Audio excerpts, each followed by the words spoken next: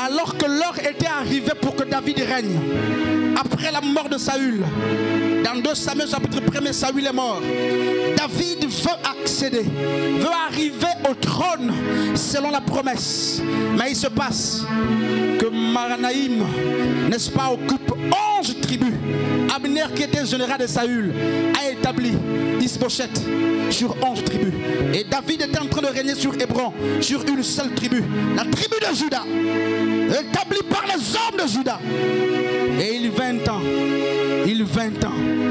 où Abner mourut, il 20 ans, où ceux qu'il avait établis sont morts, il 20 ans, où Is-Bosheth, le dernier enfant de Saül, mourra. Dieu a promis le trône à David, pas Hébron. Il n'a pas promis Hébron, il a promis tout Israël. Mais David était en train de diriger Hébron. Peut-être que tu es en train de commander Hébron, une petite portion d'Israël. Mais je te rappelle que c'est toute la promesse qui a été faite. L'huile, j'ai besoin qu'on mette l'huile dans ma main. S'il vous plaît, j'ai besoin qu'on mette l'huile sur ma main. Ce que tu... Oh, frère, alléluia. Ce que tu es en train de gérer aujourd'hui, c'est peut-être, n'est-ce pas, une partie. Hamama Nakasaka. Oh! Hébron n'est pas la promesse que Dieu t'a faite. Hébron n'est pas la promesse que Dieu t'a faite. Dieu t'a promis tout Israël. Dieu t'a promis tout Israël. Dieu t'a promis tout Israël. Mon enfant, mon enfant, mon enfant, mon enfant, mon enfant, aussi vrai que je t'ai engendré. Je parle avec le cœur du Père. Aussi vrai que je t'ai engendré. Mon enfant, je ne t'appelle pas serviteur de Dieu. Je ne t'appelle pas ancien, ancienne aujourd'hui, ou chantre. Je t'appelle mon enfant. Alors je déclare ceci. Aussi vrai que l'alliance que Dieu a tissée avec moi est vraie. Aussi vrai que le Dieu qui m'a parlé et qui a accompagné ce parler des 2 oiseaux. Aussi vrai que j'ai toujours le témoignage de la vocation que j'ai reçue. Mon enfant, tu n'échoueras pas parce que je n'ai pas échoué. Mon enfant, tu ne seras pas la honte parce que je ne suis pas une honte. Et si j'ai été pour un temps une honte, tu ne la seras.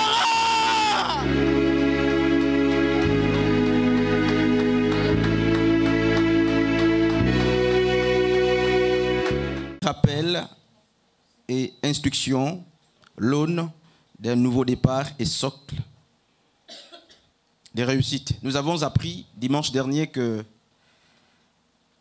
fort souvent, lorsque les héros, les pères, n'est-ce pas? Changez-moi ce micro, pardon. Les mères, les pères, les conducteurs sont à l'approche, n'est-ce pas, de leurs dernières heures.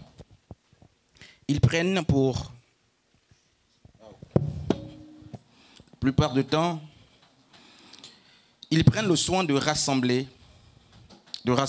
les enfants pour une dernière fois en vue de diligenter, n'est-ce pas, les dernières instructions et voir aussi, n'est-ce pas, les derniers appels.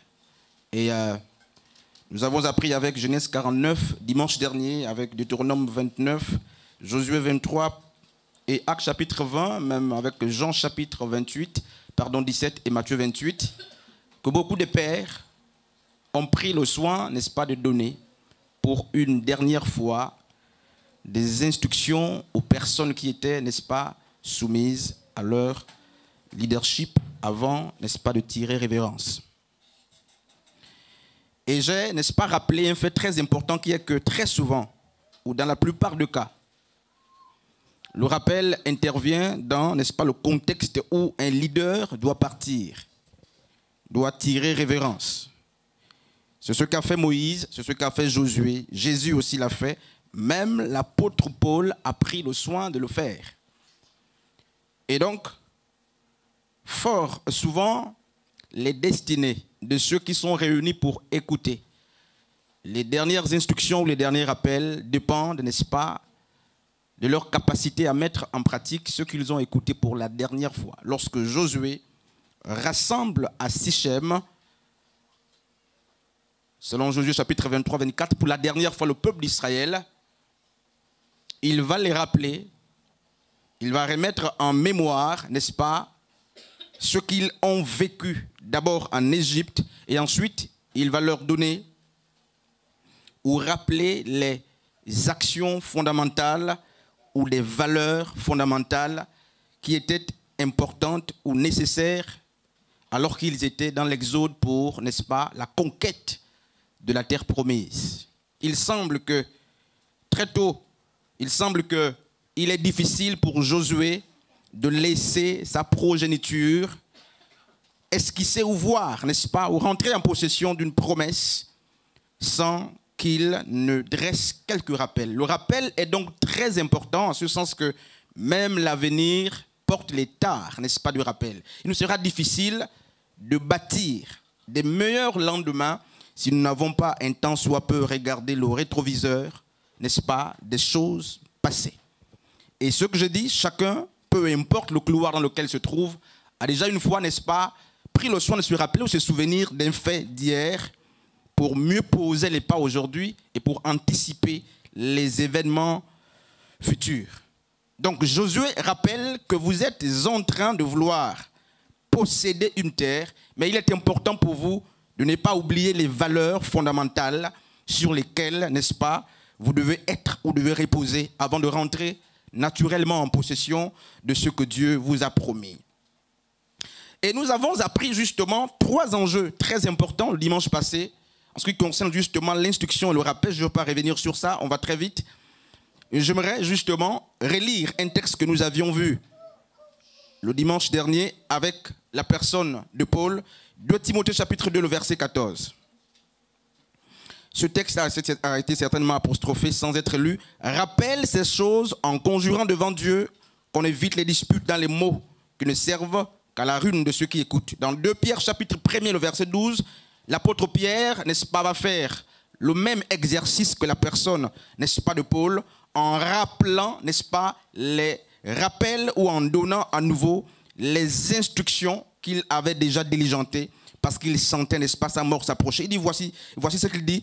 Voilà pourquoi je vous rappelle ces choses, bien que vous les sachiez, et que vous soyez affermis dans la vérité. Et plus loin, il va dire, je vous rappelle ces choses parce qu'elles sont salutaires pour vos âmes. Permettez qu'on rappelle justement, avant de poursuivre l'enseignement dans la deuxième partie, la définition de ce qu'on entend par rappel. C'est très important. Alors le rappel peut être défini comme le fait de faire revenir en mémoire ce qu'on connaît ou ce qu'on est censé connaître en vue d'éviter l'oubli. Le rappel consiste à faire revenir en mémoire ce qu'on sait. Donc ce que nous savons ou ce que nous sommes censés savoir afin d'éviter l'oubli. Et je sais que la race humaine aime l'aventure. Nous aimons, n'est-ce pas, la prophétie. Nous aimons toute prédication qui nous montre justement l'aune du lendemain, et très peu de personnes prennent le soin de se rappeler de ce qui s'est passé. Nous voulons entendre des prédicateurs qui nous promettent l'arrivée d'une gloire, d'une saison de gloire, d'une année de gloire, d'un chemin de gloire, d'une action de gloire. Mais fort souvent, nous avons du mal à nous souvenir, n'est-ce pas, des choses passées. Nous n'aimons pas, n'est-ce pas, le passé. Et même Dieu, en parlant du rappel, s'inscrit comme étant justement un des pères fondamentaux du rappel. Quand vous prenez Apocalypse chapitre 1er, regardez ce qui est écrit justement à partir du verset 8. « Je suis l'alpha et l'oméga, dit le Seigneur Dieu. » Donc l'aleph et l'octave, n'est-ce pas, le protos et l'eschatos, je suis le premier et le dernier. Il dit ceci, c'est lui qui était, qui est et qui vient. Alors, il y a 3 temps de conjugaison justement dans cette portion d'Apocalypse chapitre 1er, le verset 8. C'est lui qui était, qui est et qui vient. Rappelez-vous ou remarquez comme moi que le temps présent ou le temps à venir, les deux sont précédés par justement le temps passé. Donc Dieu aime le rappel. Le rappel est très important et je vais prendre le soin de bien articuler tout ce qui est là. C'est à peine 6 pages pour cette deuxième partie pour que nous ayons l'essentiel, n'est-ce pas, pour bâtir notre lendemain. Alors voici une première affirmation. Mais avant de la présenter, je nous rappelle les 3 affirmations fortes qui vont, n'est-ce pas, émailler notre prédication durant tout le mois, n'est-ce pas, de décembre. Je pense que je les ai données la dernière séance. Voici ce que je nous ai présenté comme première affirmation. Je disais ceci justement. Et j'ai laissé d'ailleurs le soin à chacun d'aller murmurer, d'aller méditer ces 3 affirmations pour connaître la portée. La première, c'est celle qui suit. Ceux qui pour un temps étaient si heureux en Dieu peuvent se lamenter en se rappelant la paix et la postérité disparue. Les personnes qui pour un temps jouissaient d'un bonheur auprès de Dieu peuvent se lamenter en se rappelant la paix et la postérité disparue. Deuxième affirmation, alors voici, le filet fait trébucher et tomber.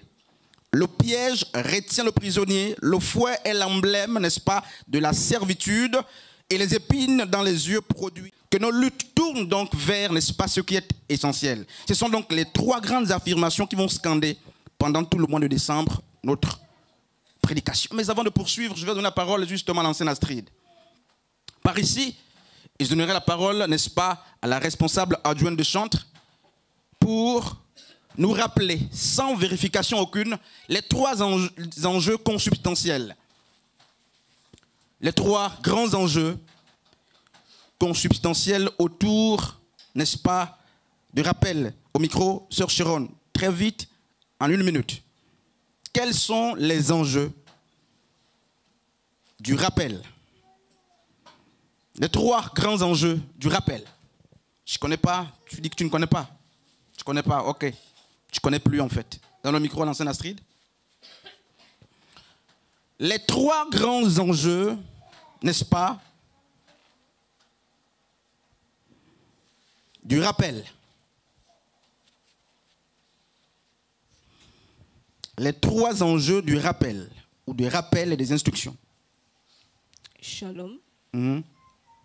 Je pense que dimanche dernier, nous avons abordé plusieurs choses. Je ne sais pas exactement de quoi il s'agit, mais je pense que nous avons parlé des objectifs, des différentes formes d'objectifs. Nous avons parlé également des perspectives. Nous avons pris le cas d'Élie. Nous avons parlé de plusieurs choses. Nous avons parlé des objectifs qui ont 2 faces. Donc les objectifs personnels que nous devons atteindre et les objectifs que Dieu nous donne. Et je crois que nous avons dit que les objectifs ou la réussite n'est pas synonyme d'atteindre simplement nos objectifs, mais la réussite, elle est parfaite lorsque nous atteignons et nos objectifs et les objectifs de Dieu. Nous avons également dit que ce n'est pas la réussite ne vient pas forcément de nos propres capacités. Ça ne vient pas forcément de nos propres capacités, mais il y a également la main de Dieu dans la réussite. Amen. Donc, je ne sais pas si le docteur peut nous orienter. Nous avons parlé du cas d'Élie. Nous avons également cité plusieurs faits ou plusieurs perspectives dans le domaine d'Élie. Donc, si le docteur peut nous orienter. Ok, merci. Alors qu'on éteint le micro. Alors, on va poursuivre l'enseignement. Et je voudrais nous présenter, n'est-ce pas, à l'aube de la prédication, le cas de la personne de Jérémie. Le pianiste peut être là-bas pour mimer légèrement avec le son piano. Jérémie, dans Jérémie chapitre 3, le verset 21 jusqu'à 33, on ne va pas lire, on va juste commenter. L'homme Jérémie, le prophète de Dieu, comme Néhémie, Esdras, Zorobabel et bien d'autres personnes, vont, n'est-ce pas, constater les ruines de la maison de Dieu ou d'Israël. Néhémie va se déporter avec plusieurs autres, nous l'avons déjà vu avec beaucoup d'enseignements, visions et sacrifices. Et j'aimerais justement qu'on étudie pour un temps le cas, n'est-ce pas, de la personne de Jérémie. Lamentation chapitre 3, le verset 21 jusqu'à 33. Jérémie est devant, n'est-ce pas, les ruines. Il a vu le temple de Dieu qui a accueilli pour un temps la gloire. Et désormais, à cause de l'iniquité de plusieurs autres facteurs, le temple a été ruiné, Israël a été ruiné, la maison de Dieu a été ruinée. Beaucoup de personnes vont se lamenter face, n'est-ce pas, à la ruine. Et vous connaissez l'histoire. Mais la Bible nous apprend dans Jérémie chapitre 3e, à partir du verset 21, que l'homme Jérémie, le prophète, va adopter, n'est-ce pas, face aux ruines de la maison d'Israël et face aux ruines, n'est-ce pas, du temple de Dieu, face aux ruines du peuple de Dieu, une attitude qui semble-t-il était l'oxymore de l'attitude que peuvent avoir des personnes ou que peut avoir le commun des mortels. Plutôt que de pleurer, de se lamenter, n'est-ce pas, sur les ruines d'Israël, la Bible dit ce qui suit. Jérémie va dire ceci, n'est-ce pas?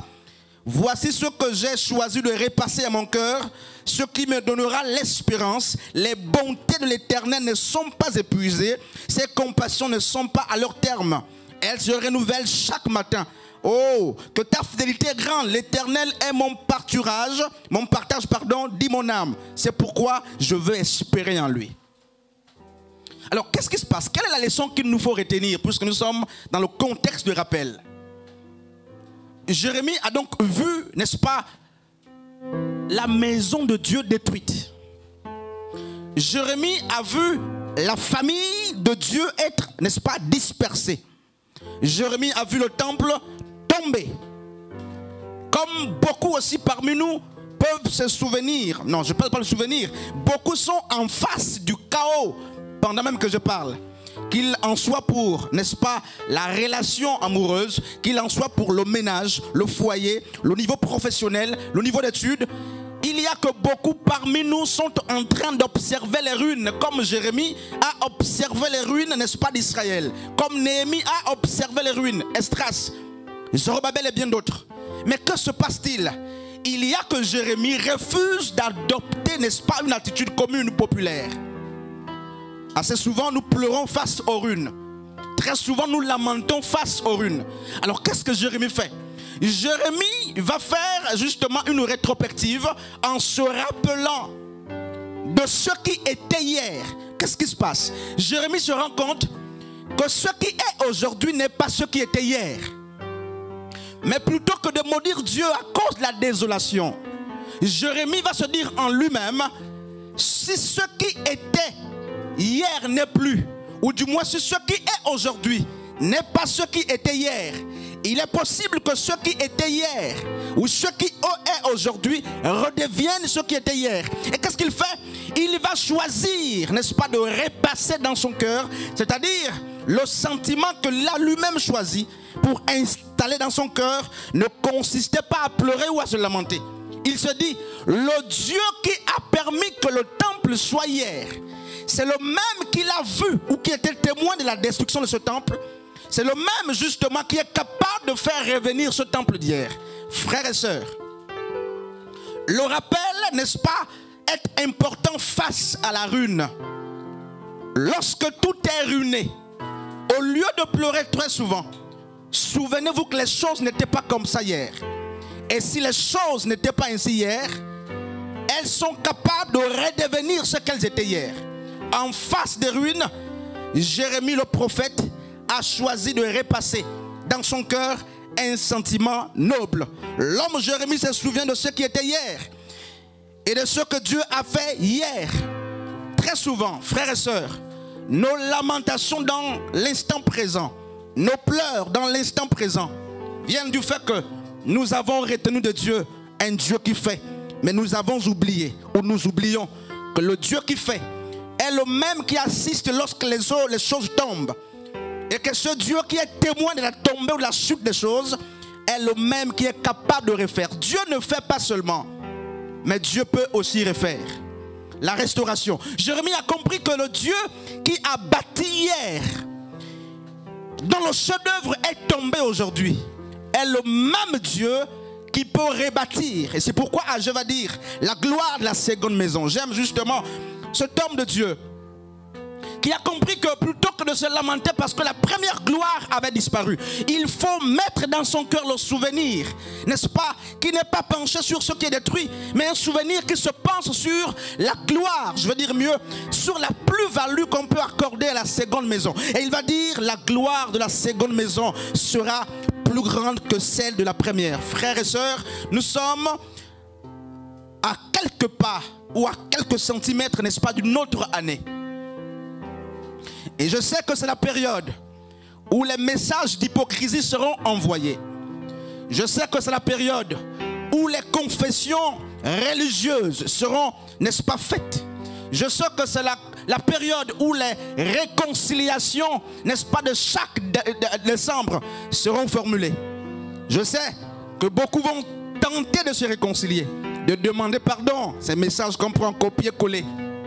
Si je t'ai pardonné, je t'ai offensé toute l'année, pardonne-moi. Si je t'ai fait du mal toute l'année, pardonne-moi. Ça, c'est une catégorie de personnes. D'autres vont justement dresser pour leur propre vie des bilans. Et ils se rendront compte que tout est néant. Et face au néant, ils vont se lamenter. Face à la non-objectivité, ils vont pleurer. Mais je nous propose ce matin l'attitude de la personne de Jérémie, qui face justement à la ruine ne pleure pas, mais il se dit, le Dieu qui était présent lorsque la gloire était dans la maison est capable de restaurer la gloire, même si ce qui est aujourd'hui n'est pas ce qui a été hier. Frères et sœurs, quelle attitude faut-il justement retenir? La leçon de Jérémie nous apprend justement que face aux ruines, on peut choisir de se souvenir de ce qui était hier pour mieux affronter, n'est-ce pas, le lendemain. De quoi es-tu, n'est-ce pas, sorti? Qu'est-ce qui t'abat aujourd'hui? Qu'est-ce qui te trouble aujourd'hui? Qu'est-ce qui est ruiné? Rappelle-toi de ce qui était hier. Et Agé 2:9 s'est rappelé de ce qui était hier. Et pour articuler justement ou prouver les sentiments qui étaient dans son cœur, Agé va dire, la gloire de la dernière maison ou de la seconde maison sera plus grande que celle de la première. Et Jérémie a dit, je n'ai pas envie de pleurer face aux ruines, mais je sais que ce qui est aujourd'hui n'était pas hier. Et si ce qui est aujourd'hui n'était pas hier, le Dieu qui était témoin de ce qui était hier et qui est témoin de la ruine, qui est même témoin de ce que ce qui était hier est devenu aujourd'hui, est capable de faire en sorte que ce qui est aujourd'hui redevienne ce qui était hier. Ce sentiment, nous l'avons perdu. C'est pourquoi nous nous lamentons. Nuit et jour, nous pleurons. Nuit et jour. Voici, n'est-ce pas, une autre réalité. Quelqu'un comme moi a déjà observé les quelques livres du Tanakh. Combien sont-ils? Il y a combien de livres? Chanceux. Les instructions fondamentales pour la possession de la terre promise soient rappelées. On prend le soin de donner des rappels. Donc Deutéronome, c'est des rappels. C'est des rappels qui interviennent avant la prise de la terre promise. Frères et sœurs, je sais que assez souvent, nous avons du mal à nous souvenir de rappels, des instructions. Mais on nous précise, n'est-ce pas, en ce matin, qu'il y a des possibilités de possession ou des gloires qui ne peuvent, n'est-ce pas, être conquises que lorsqu'on s'est souvenu de ce qui nous est arrivé hier. Amen. Il y a des choses qu'on ne peut pas conquérir, qu'on ne peut pas posséder, si on ne prend pas le soin de se souvenir ou de nous rappeler des choses, n'est-ce pas, ou des valeurs fondamentales sur lesquelles, n'est-ce pas, nous devons nous asseoir pour la meilleure gestion et la bonne conquête de ces promesses. C'est pourquoi, quand vous regardez l'atmosphère, que ce soit au niveau, n'est-ce pas, de la société, de l'église, vous remarquerez comme moi que des gens qui ne se souviennent pas de ce qui s'est passé hier prennent des décisions à la hâte. Les gens qui ne savent pas remettre en mémoire les actions du passé, qui ne savent pas tirer des leçons des actions du passé, auront tendance à marcher avec un voile. Mais des hommes qui prennent la peine, n'est-ce pas, d'enlever le voile et qui prennent la peine, n'est-ce pas, de penser à comment a été constitué hier, de quoi a été fait hier, auront du mal, n'est-ce pas, à poser des actions à tout vent, comme le font beaucoup parmi nous, ou beaucoup ailleurs. L'avenir porte donc, je le disais justement, en lui-même les tares du passé. Et on ne peut mieux bâtir demain qu'en prenant appui sur ce qui s'est passé hier. Rappel et humilité et repentance. Et je nous propose Luc chapitre 15e. Qu'est-ce que le rappel nous enseigne? Un homme avait 2 enfants. Et le cadet va demander au père de lui donner son héritage. Et il a pris tous ses biens, il est parti très loin. Quelque temps après, tout est tombé. Il est tombé en ruine. Il a dilapidé, n'est-ce pas, tout ce qu'il avait pris dans la maison du père. Et plusieurs temps après, il va souffrir. Il va être exposé. Il va manger même dans la rue, dans des poubelles, alors que son père était un dignitaire, un roi. Alors ce que j'aime, c'est que le verset 17 il dit ceci. Au bout d'un certain temps, la Bible dit qu'il rentra au-dedans de lui-même. Ailleurs, dans d'autres versions, il est dit il prit conscience. En fait, littéralement, il s'est souvenu. De quoi? De ce qu'il est par essence. Il s'est souvenu du lieu où il revient. Il s'est souvenu de qui est son père. Il s'est souvenu de son identité. Et que se passe-t-il? C'est après le souvenir. C'est après le souvenir que l'homme, le cadet qui s'était éloigné de la maison du père, va rebrousser chemin. Je mets d'abord un point par ici. Avez-vous remarqué comme moi que lorsqu'on ne rentre pas au-dedans de soi-même, on est à l'extérieur de soi. Et à l'extérieur de soi, le cadet n'a pas pu prendre une véritable décision. Il n'a pas compris la nécessité de se repentir ou de revenir, n'est-ce pas, dans la première condition. Pourquoi? Parce que jusqu'à présent, il n'était pas rentré en lui-même. Ses actions étaient extérieures à lui. Et lorsqu'il se souvient d'où il a été pris, de quelle famille il appartenait ou il appartient, lorsque cela est remonté dans son cœur, la Bible dit que cet homme a commencé à se repentir. Non seulement il a eu mal en lui-même, mais le mal qu'il a eu l'a amené, n'est-ce pas, à changer d'attitude, à rebrousser chemin. Et j'ouvre une parenthèse. Ça veut dire quoi, frère? Donc le rappel intervient aussi dans le cadre de la confession. Et c'est pourquoi Apocalypse va dire quoi? Souviens-toi d'où tu es tombé.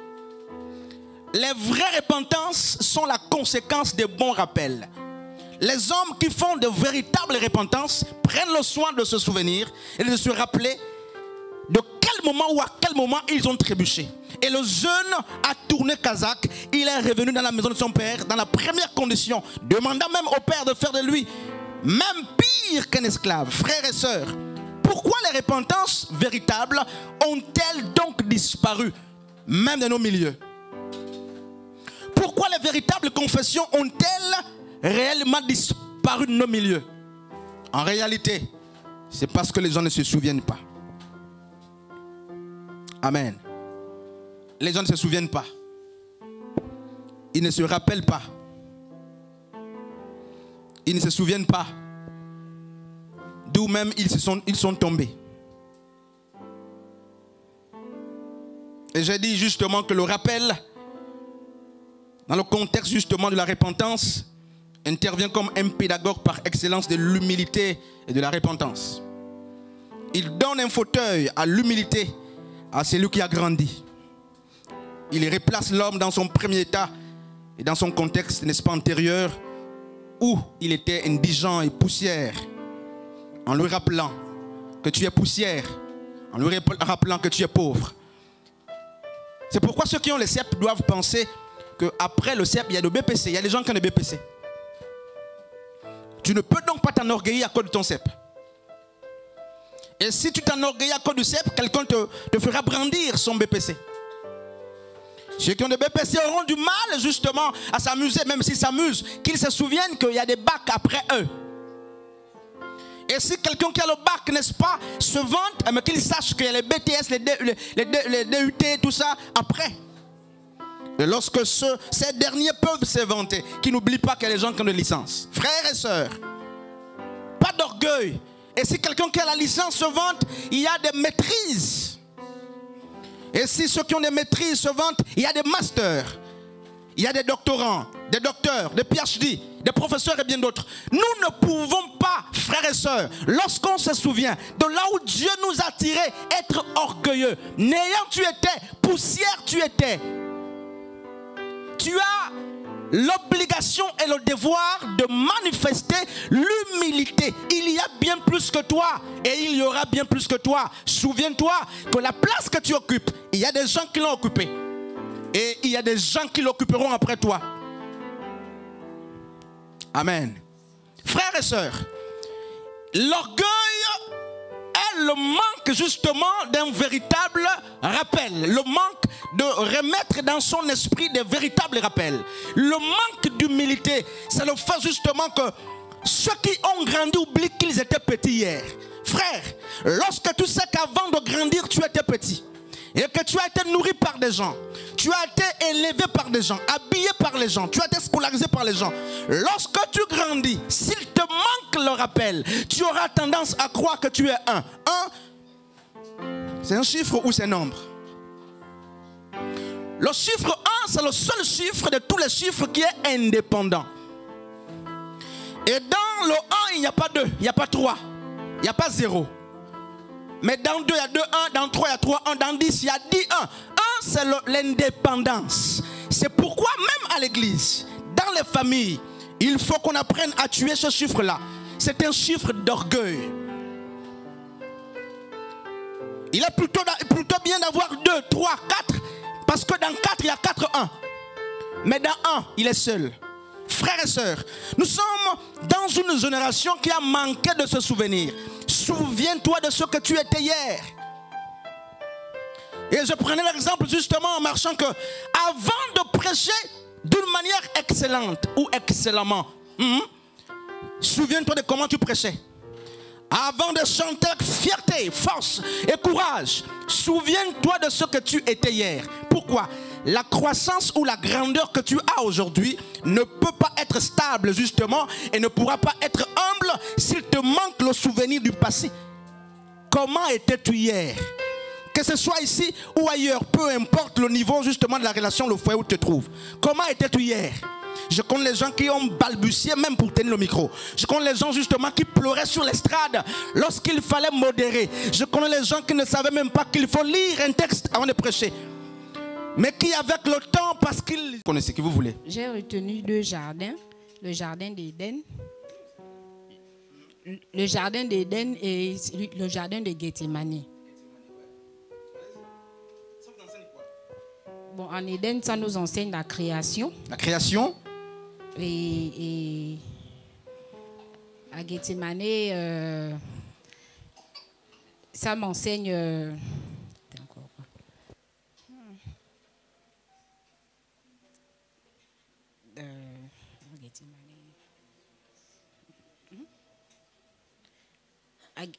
À Gethsémani, je vois la transfiguration où Jésus avait eu une rencontre avec Élie et Moïse, je crois. Merci.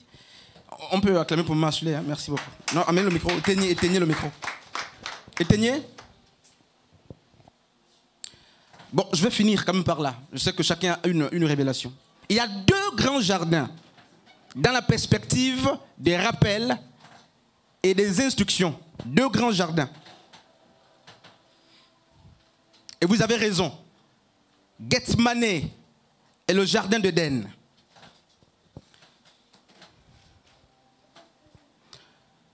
Dans le jardin d'Éden, que se passe-t-il? Quelle est la leçon qu'on retient?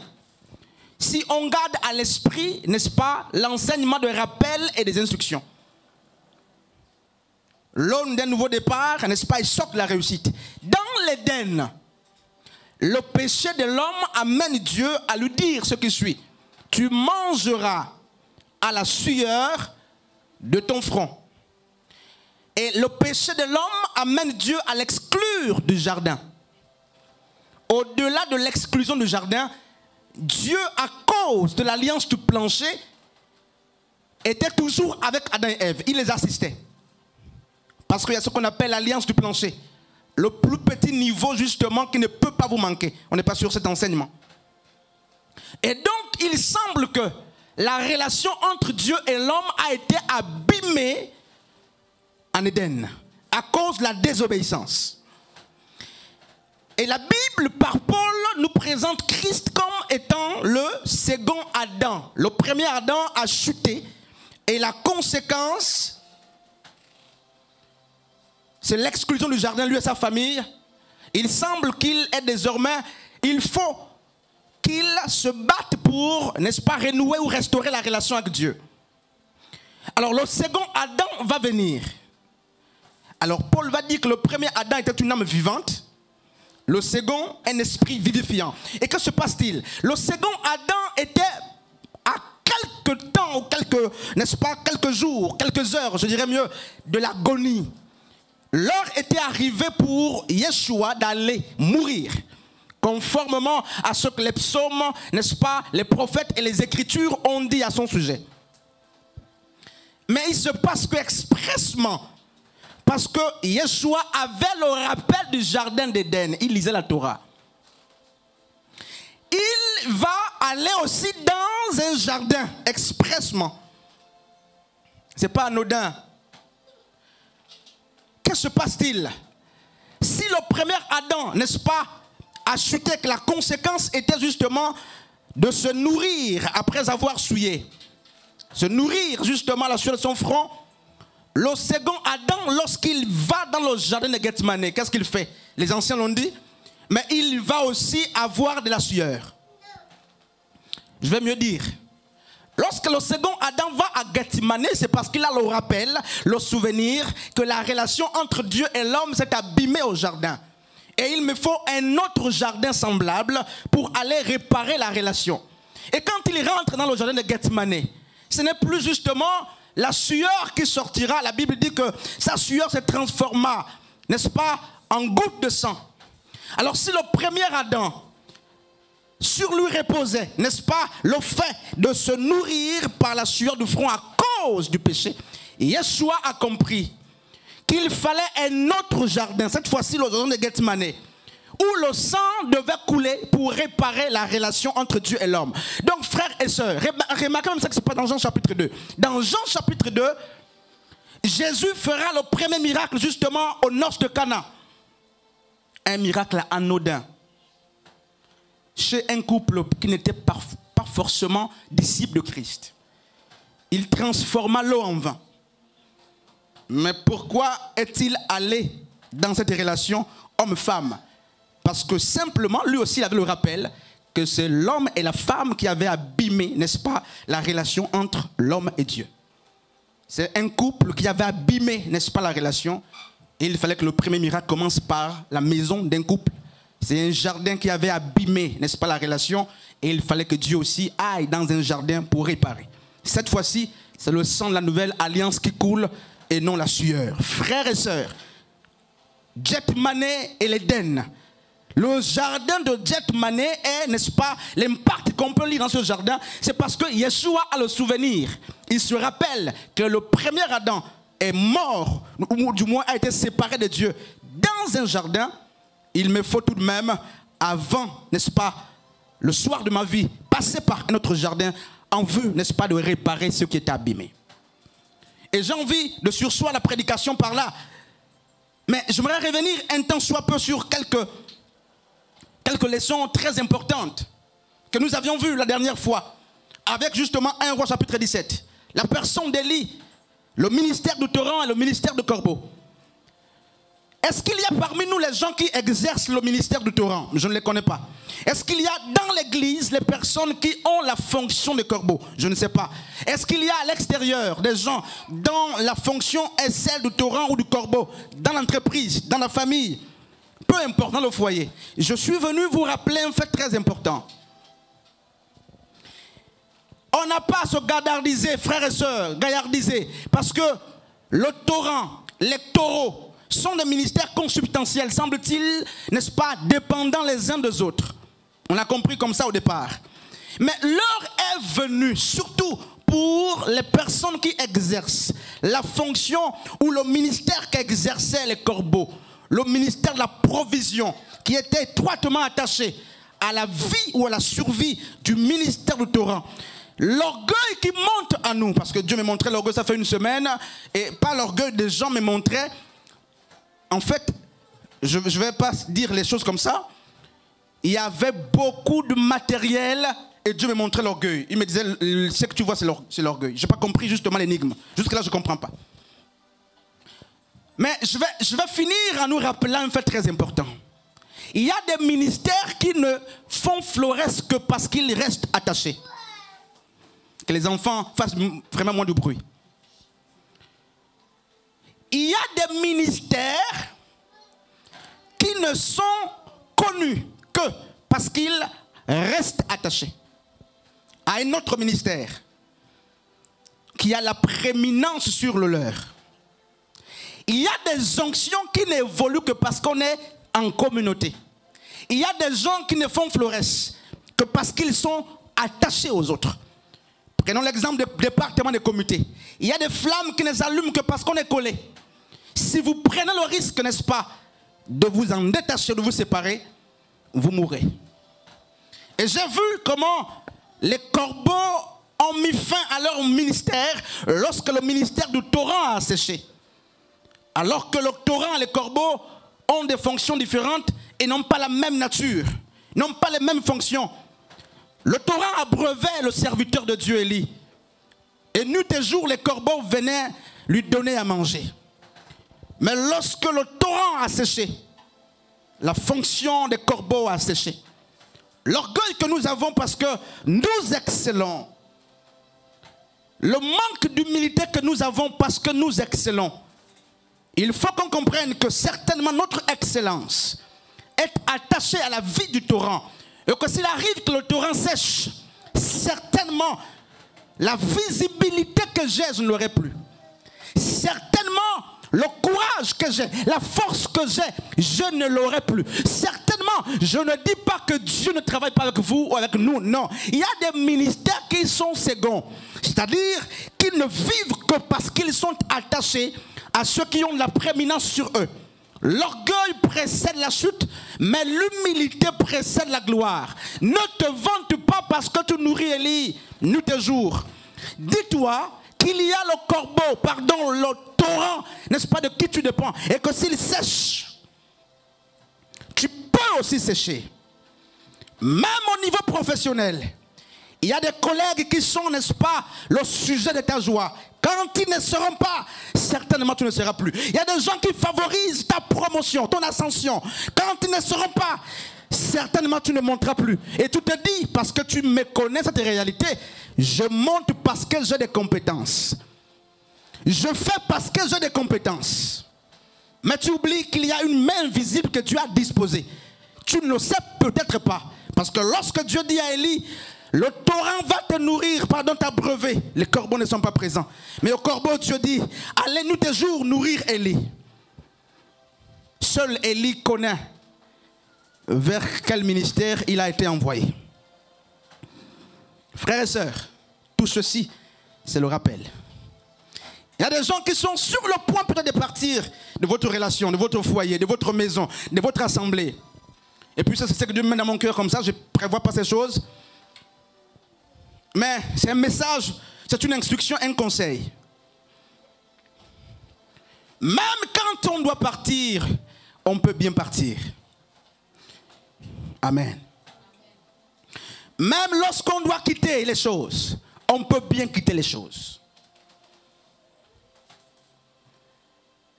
Même quand on doit quitter un ministère, il faut faire attention d'avoir ou de vomir, de cracher sur la main qui nous a nourris.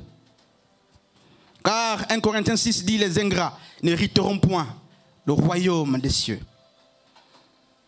Que se passe-t-il? J'aimerais justement que tu aies l'intelligence du rappel. Le rappel, c'est le fait de remettre à l'esprit ou à la mémoire des choses que tu connais ou que tu es censé connaître. On appelle des facteurs fondamentaux ou des valeurs de base. Et dans Apocalypse chapitre 2, le verset 5, il est dit pour conclure, souviens-toi donc d'où tu es tombé. 1. Répands-toi. 2. Pratique tes premières œuvres.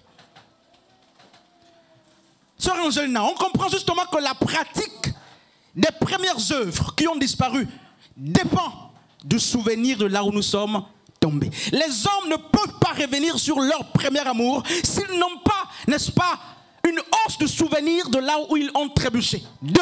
S'ils ne se repentent pas. Se souvenir est une chose, se repentir est une autre. Se souvenir et se repentir, deux éléments incontournables, préalables, justement, qui viennent se positionner avant la pratique des bonnes œuvres, pas de nouvelles œuvres. La Bible dit, pratique les premières œuvres. Où est passé le premier amour pour l'œuvre? Le premier amour pour l'œuvre ne peut pas être répétitif si celui qui doit le manifester ne se souvient pas là où il est tombé. Et s'il ne se répand pas, l'Église se souvient, peut-être. L'Église se répand, peut-être. Alors, c'est sûr qu'il y a deux groupes ou trois.